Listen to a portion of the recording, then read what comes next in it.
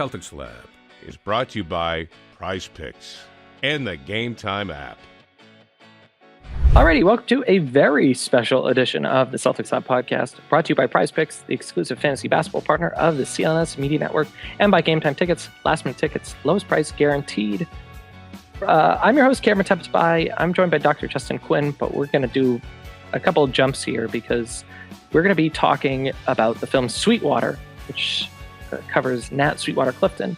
He's the first black man to sign an NBA contract, and the film starring Everett Osborne and Jeremy Piven and others is premiering. It has a worldwide premiere at the Boston Film Festival this weekend.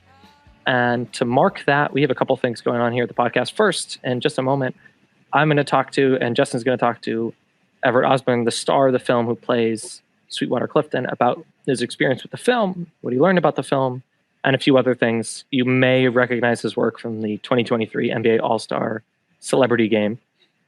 After that, through more editing magic, Justin is going to talk to Chuck Cooper III, the son of Chuck Cooper, who, like Sweetwater Clifton, broke the color barrier in the NBA. He was the first black man drafted by an NBA team, specifically the Boston Celtics, along with Earl Lloyd. Those three integrated basketball. I guess maybe not integrated, but began the process of integration. Brought black athletes to the NBA. So the film Sweetwater looks at Nat Clifton's role in that and his experience going from the Globetrotters to the NBA. But Chuck Cooper III, not only is his dad part of that story and dramatized in the film briefly, but he is also being presented an award at the Boston Film Festival on Sunday. So in a moment, please enjoy our conversation with Everett Osborne, the star of the film Sweetwater. And after that, same episode, enjoy Justin's conversation with Chuck Cooper III, who's coming back to the Celtics Lab podcast. Shout out to Pittsburgh and Duquesne. I actually have one class worth of college credit from Duquesne, so I can claim that one too. So like and subscribe. Thanks to PrizePicks, thanks to Game Time, and thanks to everyone who made this special episode happen. Enjoy the rest of the show. All right, as promised, we're talking to the star of the film Sweetwater, Everett Osborne. We already did the introduction, so Everett, how are you? What's up, fellas? I'm doing great. How you doing?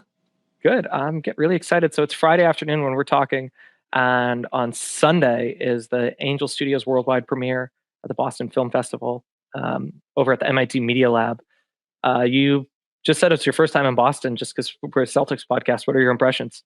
The impressions are beautiful. There's like a high sense of like excellence and education and history here. You know, I can't even explain it, but I feel it in the air. And being from LA, born and raised Laker fan, no disrespect to Boston. Yeah. You know, like we did the three-peat. I'm outside running around my grandparents' house going nuts. I've always respected Boston. I've always respected the Celtics. I mean, you guys are the reigning champions now, so it feels good to be here. It's like perfect, actually. Damn, I love that. Okay, well, we have a lot to talk about. Let's talk about the film first, and then I've got some basketball questions. Yeah. I believe it's current. You were also the reigning scoring champion for the NBA Celebrity All-Star Game. So I was in 2023. This last one, I didn't participate. So I think someone else just broke that. Did they? To play. Yeah, I mean, they let him play at like 30 minutes. I think I played 15 minutes and got 23 points or something like that. It was a coaching decision. Yeah, coaching decision. Fat Joe, Lisa Leslie, I love you still, but come on now. Okay, let's talk about the film, and then I have 1,000 more questions than I realized. So the film, like we said in our intro, that maybe is going to be recorded in the future. Sweetwater chronicles Nat Sweetwater Clifton. He's the first black man to sign an NBA contract. Celtics fans will know Chuck Cooper was the first black man to be drafted in the NBA, and Earl Lloyd was part of that class as well. Regardless, Sweetwater really has, he's a big part of that story. I'm curious, Everett, prior to the film, how familiar with his story were you? I was not familiar at all, actually. Yeah. Prior to the film, I think as far as I would go back, just from my basketball knowledge, it was like Bill Russell or, guys like Jerry West, Pete Maravich. But I didn't really know where it started and who, was the inspiration. Yeah, I think films like this are important for that reason. I mean, it's dramatized to a sense. Justin and I have like a few nitpicky NBA history things they could have changed, but it's going to introduce people to the story that certainly from a like basketball perspective is really exciting. So not only hopefully, will illuminate people to history and to an important barrier being broken. I have questions now that the story, you inhabited the story, you were the story. What is something about it that has just like stuck with you? Like you see a movie and there's just like a hanging, there's sometimes you can't get something out of your head. Is there anything from this film that like just really hung around? I think the values of like helping each other as human beings, just to see when Sweetwater was pursuing greatness on his journey of loving the game and all the obstacles he hit, just to see like how step of the way he was either fighting for people on his team or there was someone that was fighting for him or coaches to break down doors, for him to create that change. So I think that's something that just stuck with me is just like the power of community, helping people, leaning in on your own personal journey where you can feel lonely, of like having this goal or not knowing what your goal is or having this purpose. And then just randomly people start aligning with you. And then you look back and realize you just broke and made history, or you just did something magical. So I think that's something that stuck with me. Wow. Well, my next question was, what do you think you've learned about advocacy? But maybe you just answered that. Advocacy is everything. Advocacy for self first is important. Understanding your values are important first and foremost. And if you don't know your values, it's about understanding what do you not want. I think that can help you. Just what do you say no to? I think it's very important to lead you to advocacy. For example, Sweetwater knew that no matter how hard he played, he knew the value of the Harlem Globe, the only black team. They ended up beating the Los Angeles Lakers, right? The world champions. You're not going to accept you're not going to not accept equal pay, from other people once you realize how great you actually are. And then once you realize how great you are, there's no negotiating. It's like consistently leaning into that.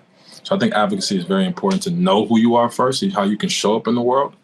And then, of course, obstacles in life are going to try to like make you think you're not who you are or not really desire what you really think you can do. But you got to keep pushing towards that and have faith. So I think advocacy for yourself and people showing up for you is important. So Boston's Jaylen Brown is advocating like in 5 different directions at once. He's doing some practical things. I don't know if you read about this. He wants to bring Black Wall Street to Boston. He's looking at ways to specifically impact business owners, local communities, things like that. What do you think of either Jaylen Brown's brand of advocacy or just like this era of NBA advocacy writ large? Big shout out to Jaylen Brown. He went to Cal, right? I think he's I'm a Cali native, so I love what he's doing. And I don't think this is a new thing. I think he's connected to his roots. When you look at Bill Russell, right? Bill Russell advocated for humanity very heavily in social activism to whatever degree. I think now as each generation, we take it further. That's responsibility. And I think Jaylen Brown is a part of that tree, so salute to him. I think when you're part of sports, which is so beautiful, right? It brings everybody together. People are involved. There's a responsibility to influence people, whether you want to or not. So, leaning into that power the most positive way is always important, and I salute it. I love that. So, if you're watching on YouTube, you can tell I'm a high school history teacher by day.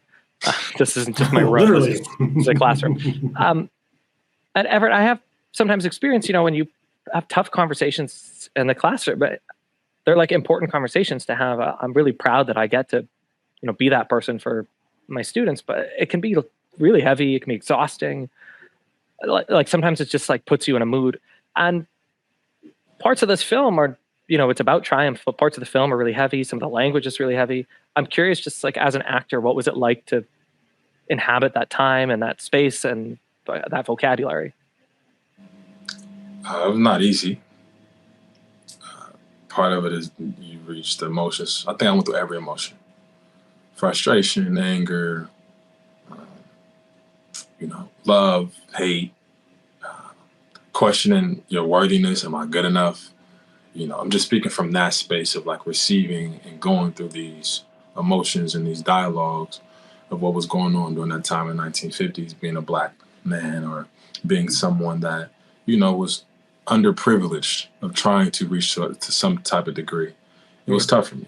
It was tough to endure that and to go through it, but I had to do it because Sweetwater went through it. And you don't know what's on the other side. Like he didn't know he was going to be this great, trailblazing, heroic figure. You never know who you're going to be. You're just taking life on not knowing what's going to be on the other side, but you just have a resolve to fight. So that's what I felt, and I went through it, and I'm so grateful for that journey, and it's truly a gift that I still cherish to this day.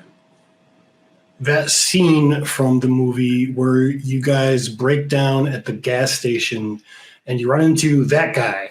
I won't spoil it for people who haven't seen it yet, but I don't think people realize, one, that tour buses run out of gas sometime back in that era, and it wasn't that crazy of a thing to happen given the budget they were working with, but also the reception that your character received and how tense that moment was. I think it was really honest of the movie to include that, and it's not the ideal kind of a situation, quite obviously, but to gloss over that element of NBA history, I think would have been a mistake, and I'm actually really glad they engaged with it. I am too. And just to lean in a little bit more with that, you see the basketball player, you see these supreme athletes, but they're human beings first. Doesn't matter the color. We're all human beings first. There's a man under there with a heart that has emotions. And enduring some of those things are traumatic, quite literally. It gives you trauma. It gives you anxiety. It makes you, it instills you with fear. So to understand that, to experience that, and to create space for that, and just see people as human beings and not just these superhuman athletes that's going to giddy up and do whatever you tell them to do is very important and pivotal. And the NBA experienced that, right? The players experienced that. But we've been evolving, and but there's things that are still, still happen to this day that are important to just see and just for us to understand history. So I'm happy they put it in the film. Shout out to Martin and Gigi. Shout out to the NBA and all the producers attached. I'm gonna change gears because I have things I want to ask you on, but that's so beautifully put. It occurs to me a big thing that I tell my students is history is not inevitable, and so for you as the actor to inhabit Sweetwater as a character who. As an actor who knows what happens next, but the character doesn't, is such an interesting challenge. Like, that tension with my students is real. They kind of just like know when there's a happy ending or a sad ending, but to kind of get in the space of like, you're just in the moment is so different. On a much less consequential scale. So you played college basketball. I think you're 6'4", is that correct? I am. With shoes. Without them, I guess I'm 6'3". Who knows? I'm a few inches shorter than that, even with shoes. How's that? So the film is believable in part because its star, yours truly, can hoop. What is it like to be an actor who's also an athlete playing with actors who are maybe not athletes? Although you did play with some athletes, right? I did. As all actors in the community, I think we will all say we are artistic athletes. Okay. I think there's a physicality to acting that you may miss or you may not think about, but it is definitely a physical space. It is a physical medium, truthfully. So the fact that I've had that experience, it just allows me to transfer those skills into the space of acting, and it all goes together. But the tricky part, though, was, man, listen, I didn't play ball in 1950. So to not take my skills up to this new age and not have them, bleed over into the truth of this story was the challenge. And that's where I had to just, really go to a space of not knowing and really learn the game from the beginning in a new way. And I had a great cast around me. We had actual Harlem Globetrotters that were part of the organization on the team. I was going to ask, because some of those tricks, man. It was, I was amazed. So when you asked me, Cameron, like, oh, how did you, as the actor, stay present, not knowing what's going to happen? I think that's the beautiful thing about casting, right? We have legitimate people where things are popping up that I don't expect. Yeah. Legitimate actors and athletes. We had, Bobby Portis, he's out there too. So, we had real actors and athletes. So it was a live experience of just fun. You didn't know what was going to happen next. And I think the film represents that too when you watch it. So it's funny you mentioned playing like you were playing in the 50s. It hadn't occurred to me how different it would be, but it did occur to me that you played in Converse. What's your preferred basketball shoe now in 2024? And was it different to play in what can only be described as not as supportive sneakers? Yeah, actually, I was wearing Converse. Big shout out to Converse because, it started with them, right? And, I was dunking, shooting, dribbling. Everything felt great. To be honest, I didn't really think about it. That's just kind of enjoyed the shoes of the time where we're at. I mean, I did have my own personal insoles in there just for my feet. But I mean, the Converse felt good. I haven't played ball in a while, truthfully. But I love Bron's shoes, KD's, Kyrie's. I love them all, man. I haven't really played ball in a while though. Converse recently sent me something. And I told myself, if I go play, I'll put them on to see how I feel with them. Some new shoes. So we'll see. Cool. I like that. Do you know what you're going to wear on Sunday to the film festival? I don't know, man. I might wear some Chucks or I might wear some classic shoes. I don't know. We're gonna see. I don't know. Yeah, I Dress think more shoes eyes. And Chucks. I don't know. It's dress shoes and Chucks. One of them. I mean, the Chucks are fitting. More eyes are going to be on you than me, quite frankly. But I haven't decided either. Man, dress up. Hey, show out. This is Boston. This is your city, right? Yeah. You they call it that. They call it my city. You got to dress like it then. You got to dress like it. All right, cool. Yeah.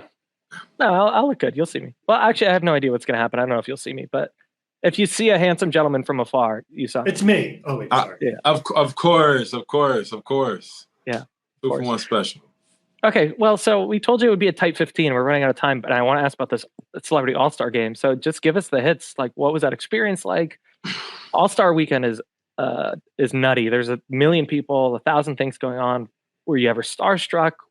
I'm just a kid. I'm just a kid from LA. My people are from Alabama and Detroit, man. I just grew up loving the game. I didn't think I was going to end up on the world's greatest stage. I got Shaq watching me dunk. I'm doing the diesel muscle in front of him. That's Ben cool. Affleck. That was cool. I mean, I got Lisa Leslie coaching me, Dwayne Wade trying to stop me from scoring. I mean, it was beautiful to see the NBA players show me respect. I guess Adam Silver said that the All-Star game I played in was the most competitive game or event that whole weekend during that time. I'm picking up full court. You know what I'm saying? So I took it serious. We elevated the game. The beautiful part was we played in Utah, which is where I played my first college basketball game. And I only played 4 minutes because my coach didn't put me in a game. And I was so sad I couldn't play. But 5-6 years later, that's where I ended up breaking the scoring record for the All-Star game. So, you never know what can happen when you keep faith. Yeah, I bet that kid who played the first game in Utah did not expect what was coming next. Not at all, man. Dream come true. So I got 2 questions for you. First, let's make the bosses happy. Sweetwater Angel Studios worldwide premiere is this Sunday. What's your elevator pitch for the movie? If someone's like, hey, should I watch it? What do you think? I technically don't have an elevator pitch. It's a great movie. It's a great movie about one of the greatest trailblazers in history, involved in one of the most influential sports in history. And when it comes to Boston, since we are going to be in Boston and Angel Studios is doing the worldwide premiere here, I think Boston actually represents basketball on the world stage at this point, being the reigning champions, being the history that's been here. So if you love the game, if you love Boston, I think it's a culmination that it's a unique opportunity to just be in the room. I don't think this happens all the time. And I think it's beautiful. If you love the game, if you love family, and you want to learn and be, and have fun, you can bring whoever to this event. It's definitely a communal experience that I think you'll leave a better person. All right. Fantastic. That's beautiful. And so Everett Osborne, your final question on the Celtics Lab podcast. You do not need to butter our buns here. Who do you have winning the NBA title next season? You can Who say, do I have winning the NBA title? Yeah, just speak your truth. Don't worry about the banner that's on the page here.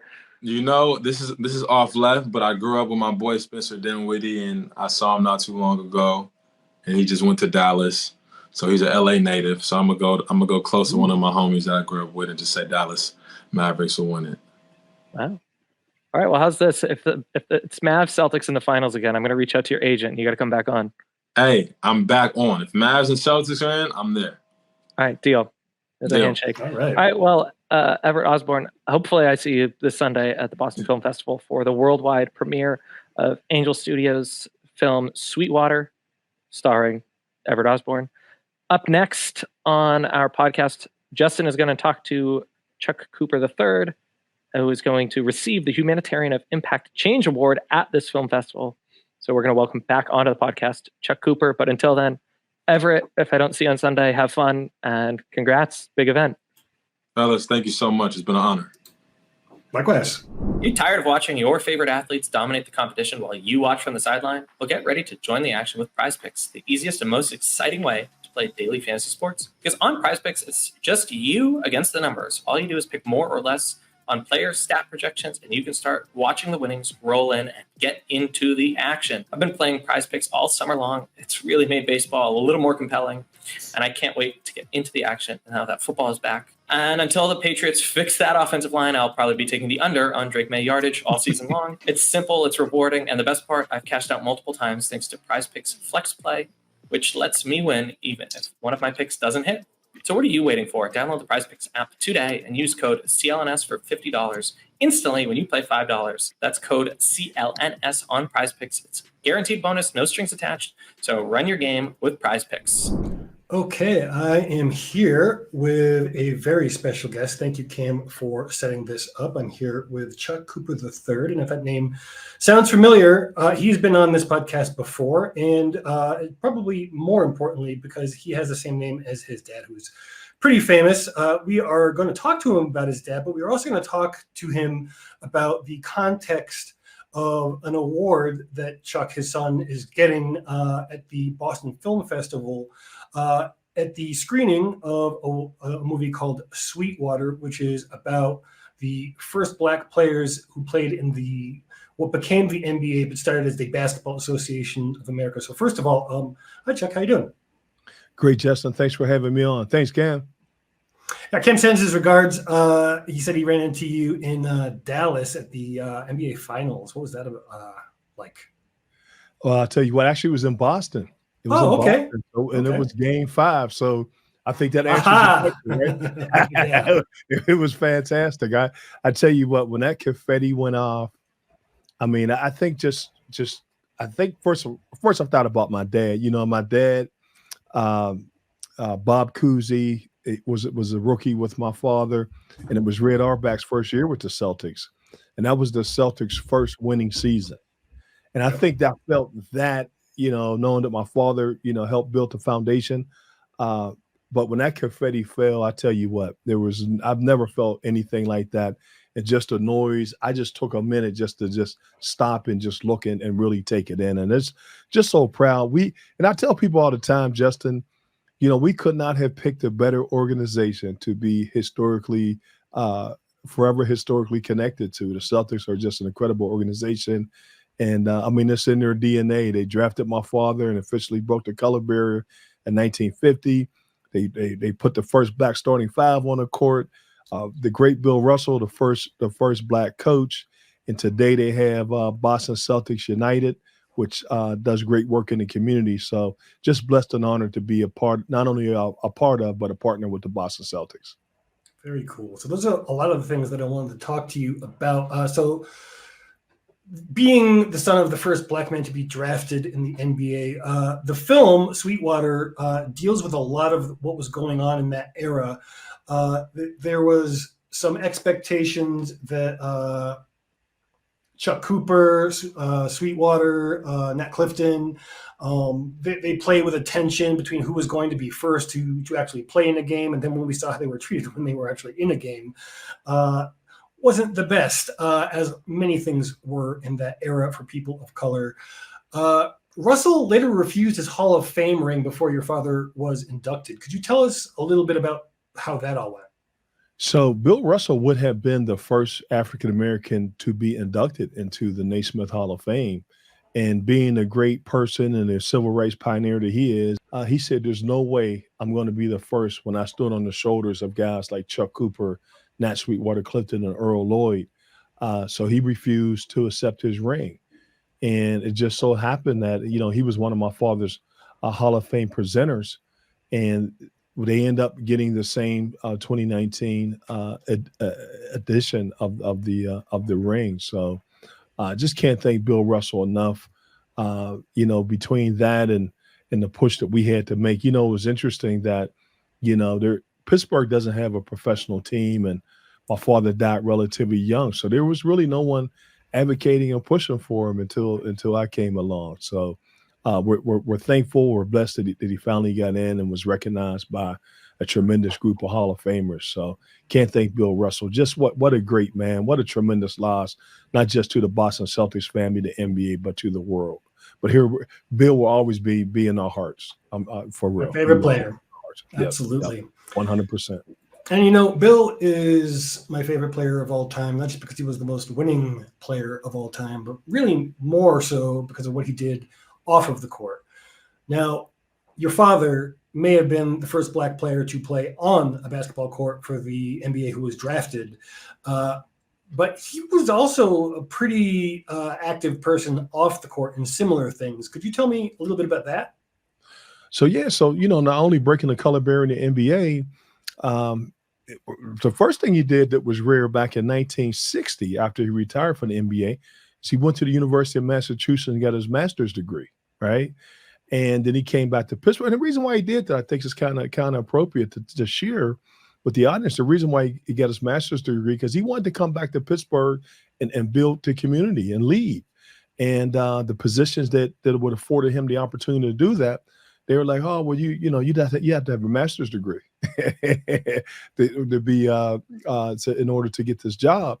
So he went and got his master's degree and came back. Now, once he got his degree, he leveraged that and became Pittsburgh National Bank, which is now PNC, their first Black executive, and also the first Black city department head in Pittsburgh's history when he was appointed Parks and Recreation by then Mayor Pete Flaherty. So he continued to break barriers. The only downside of that, Justin, is, whenever you're the first at doing anything, it causes wounds and leaves scars. It's just so stressful. And many of his friends and even my mom said they think that some of that stress of always doing things for others and breaking those barriers and taking, everything that he had to take to open those doors, it took a toll on him. But knowing him, I don't think he would have did anything differently. He was just that type of person that believed in, helping others and leading by example. So you kind of alluded to this earlier, but you have also taken up the mantle of his work in the Chuck Cooper Foundation. Give us an idea of what that organization is about, what it does, and what it's doing.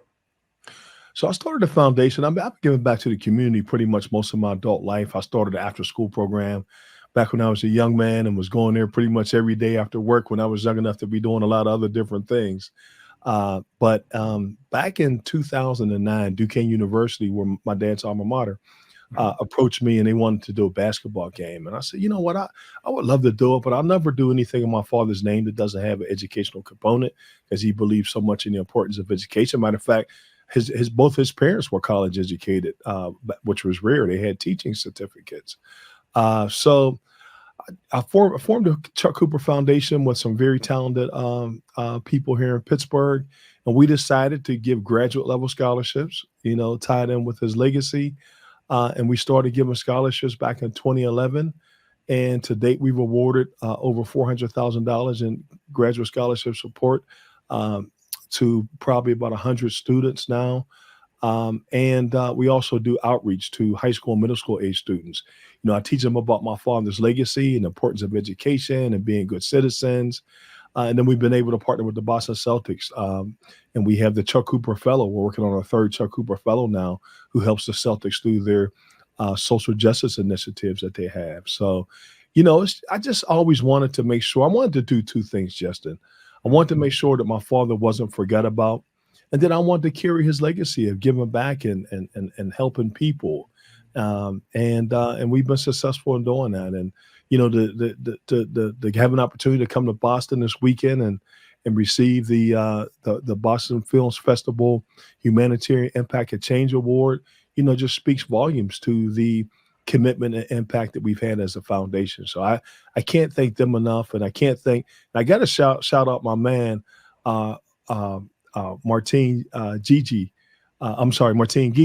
the writer and director of the film. Everybody screws his name up. I'm sorry, Mark, but Martin. But I can't thank him enough for allowing me to come up for the premiere and the film festival, for recognizing the work of the Chuck Cooper Foundation and shedding light on our work in our organization. Very cool. I got a chance to see the film very recently. recommend it. It's a window into an era. If you think that they might be portraying the racism that they experienced at the time, let me be very frank and say, from everything that I read, that was a much lighter version of some of the things that they have dealt 100%. with. Yeah. Yeah. So tell us a little bit about the film, since we're on the topic. I got some other stuff related to the foundation and such that you mentioned, but let's talk about the film a little bit. What are your thoughts about it?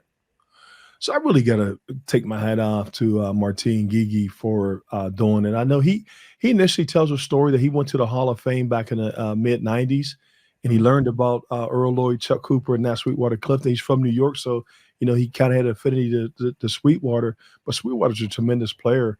But for him to get this done and share light on the Pioneers, we're getting ready going to the 75th year anniversary of that barrier being broken, and I have to really take my hat off to the NBA. They're going to do some phenomenal things to recognize the Pioneers. And I can't wait to see the laundry list that they have in mind starting April 25th of next year, which is the anniversary of the Celtics drafting my father.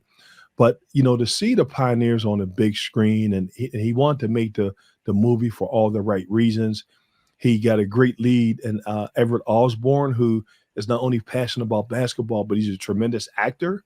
I just, I actually got to tell you a story. So there's a scene in there with Walter Brown and Red Auerbach, when Walter Brown's at the table and they draft my father. And it's the first time I see any actor playing my father on the big screen. And I got emotional. So I know that, the limitations of Hollywood, they probably didn't dig it deep into, kind of the experiences of what the Pioneers went through. A lot of people don't know that the early African-American pioneers, the first black players, they weren't brought in there to put up shots. Yep. They were brought in to rebound and to be shut down defenders, which my father excelled out. Sweetwater excelled out. My father actually was named to the all-rookie team. And just to give you a little bit of something to think about, my father was in contention for Rookie of the Year. And eventually Bob Cousy got it. But he's in contention, and he's primarily a rebounder, a shutdown defender, and a shot blocker. He didn't have the opportunity to put up a lot of points. If you go back and look at the stats, he didn't have a whole lot of field goal attempts. And he was a driver and a slasher. And the thing about my dad and Sweetwater, they both were teammates with the Harlem Globetrotters prior to playing in the NBA. A lot of people don't know that. My father's first professional contract was with the Harlem Globetrotters. But he didn't sign it. He had heard about how Abe treated some of the players, and he wouldn't sign. So when the Celtics drafted him, he was in the clear because he had a handshake agreement. But in Sweetwater's case, he was signed, and the Knicks had to purchase his contract, so he became the first to own a contract. But I think what the story does do well, what the movie does do well, is to let you know that these guys were great players. Sweetwater was a tremendous basketball player.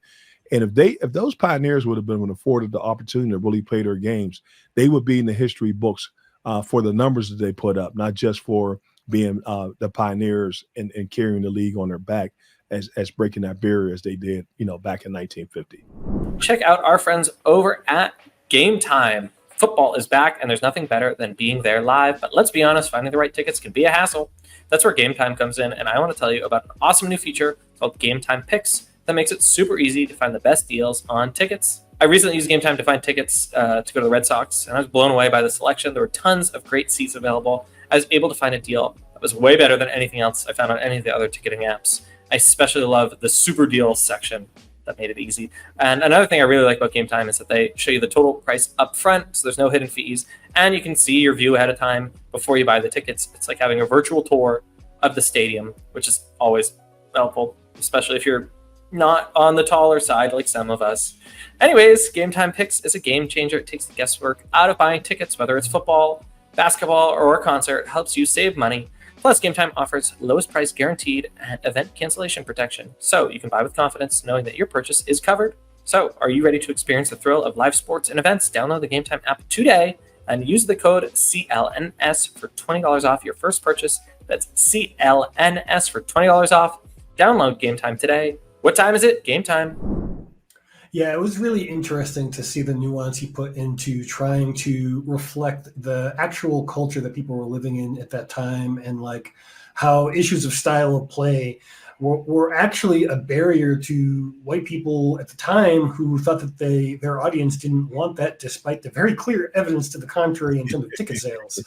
Right. It just sometimes I think there's myopia that is cultural as well as situational.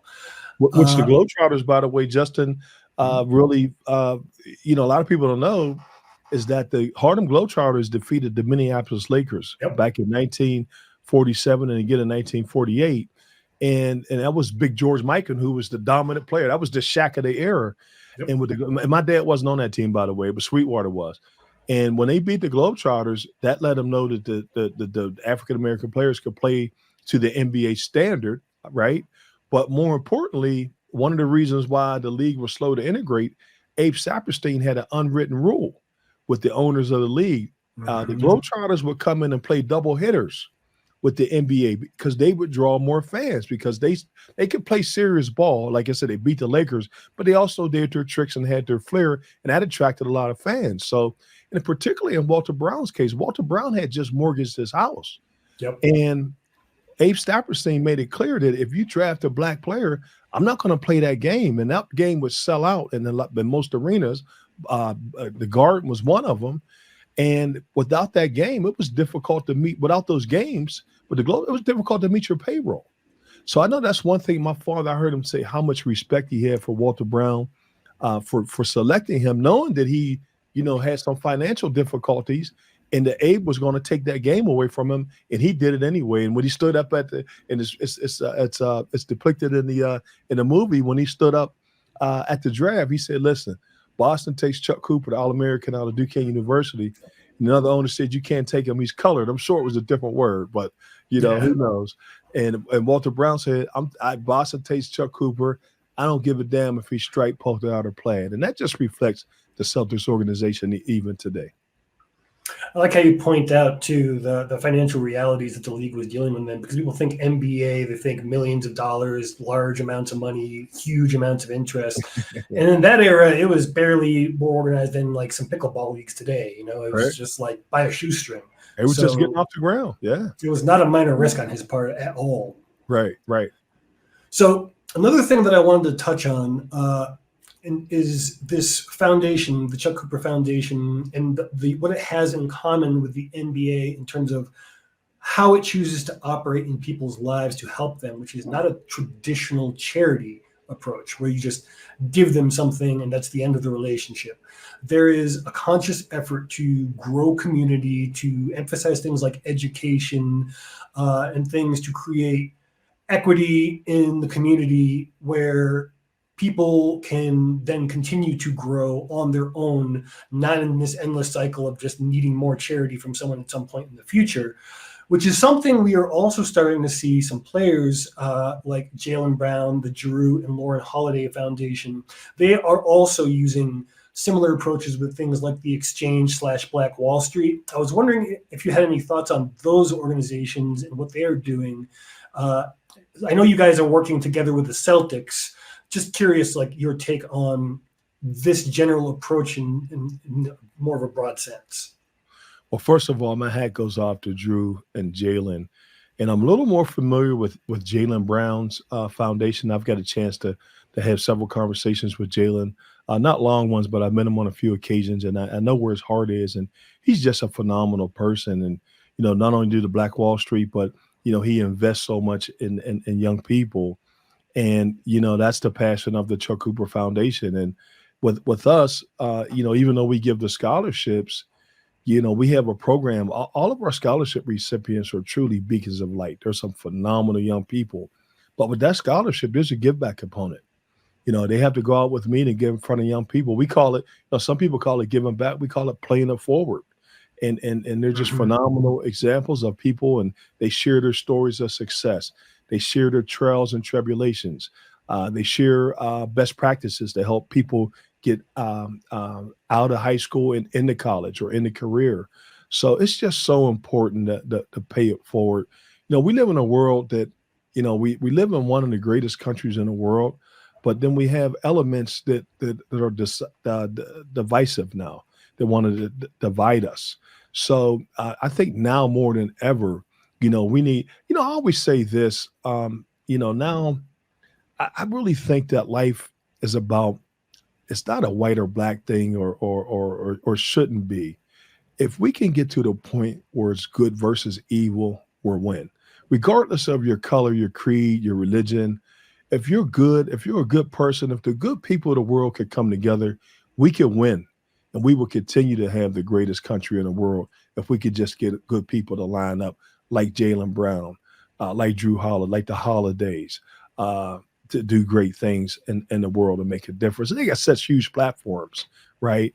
And they're doing they're doing all the right things and just great examples to our young. They inspire me. Because I did it as a young man. They inspire me to keep it going and not to give up. So my hat really goes out to not only them, but again, to the Boston Celtics organization, who, was really a star amongst a great league. There's some teams doing some great things, but the Celtics organization remain, not just because of their championships, but what they do in the communities and off the court as well. So I don't want to take up too much of your time. You've been very generous with me so far, but I do have a pressing question that Cam may or may not have put me up to in terms of how he framed it. Now, you've heard a lot about expansion, I imagine, as the rest of us have, and the NBA kind of putting it off for a little bit, but it seems like it's going to happen at some point. The primary places where it's been discussed have been Seattle, as it should be, with the historic nature of that particular situation, right. And then also maybe Las Vegas. Now, let's assume that either it's not Las Vegas for some reason, because there has been some pushback from the league that it's definitely going to be those two locations. Mexico City, where I live, is another popular one. We don't need to expound that anymore. I've done that so much, I'm sure my guests do not want to hear it anymore.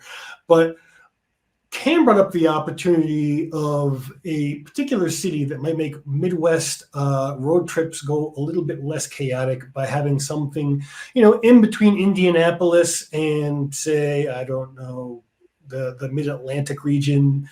I think you know where I'm going with this. What about an NBA team in Pittsburgh? Do you think it would be viable? Like, what's your pitch if you were to try to convince the NBA why Pittsburgh would be the city? Well, Pittsburgh would be a great location because it's a great city. It's a growing city. You got great universities like Duquesne, the University of Pittsburgh, CMU. You got great hospital systems, something that we have in common with the Boston community.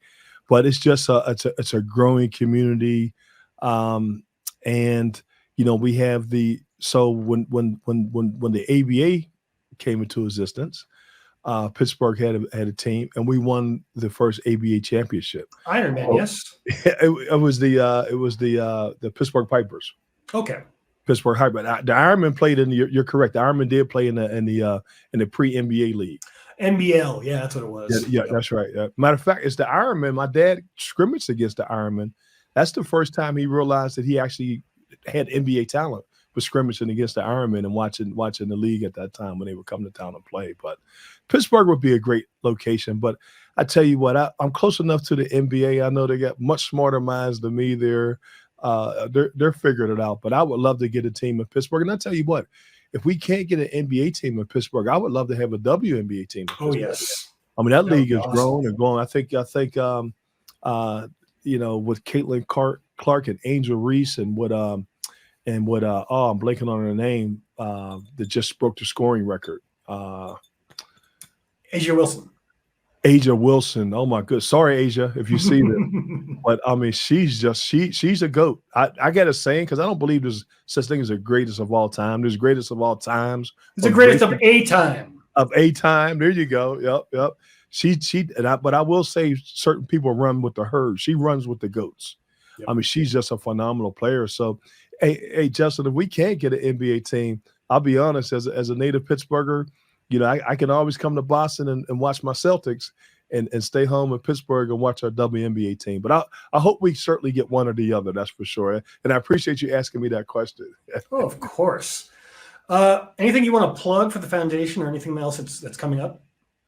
Well, again, you know what? The foundation, we got some great projects working on. We're looking at doing some things in Pittsburgh that we haven't really talked about publicly yet, but it rounds it encompasses doing a major building in Pittsburgh.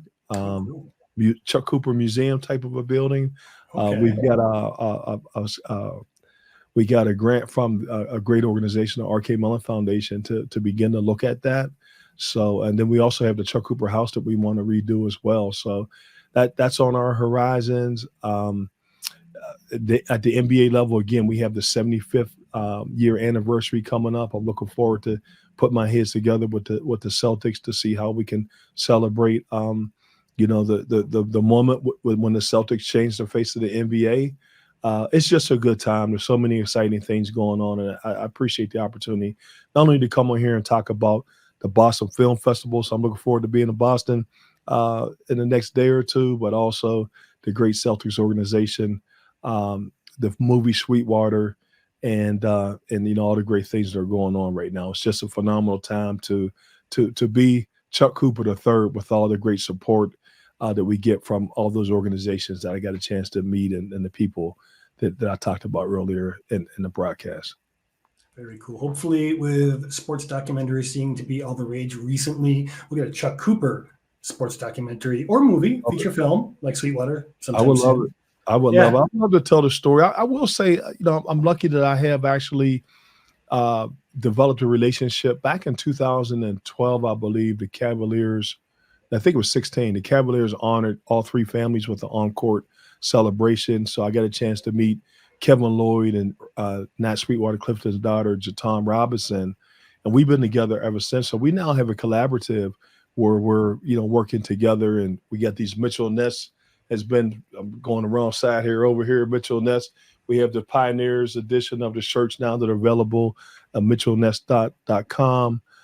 So there's just some great things happening with the legacies, and just looking forward to continue to grow them and celebrate them and work with the NBA and the Celtics to do just that. Very cool. Well, this episode of the Celtics Lab podcast is brought to you by PrizePicks, the exclusive fantasy basketball partner of the CLNS Media Network. Got to pay the bills.